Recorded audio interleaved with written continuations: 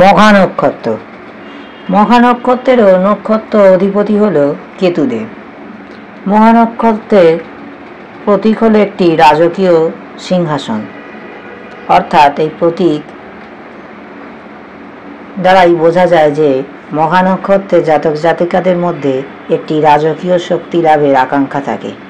অর্থাৎ এই নক্ষত্রের জাতক জাতিকারা অন্যান্য মানুষদের ওপর বা যে কোনো ব্যক্তির ওপরই একটু কর্তৃত্ব ফলানোর চেষ্টা করে বা নিজের নেতৃত্ব দিতে ভালোবাসে, অন্যের ওপরে নিজের হুকুম জারি করতে বা নিজের কথাকে অন্যের ওপর চাপাতে পছন্দ করে।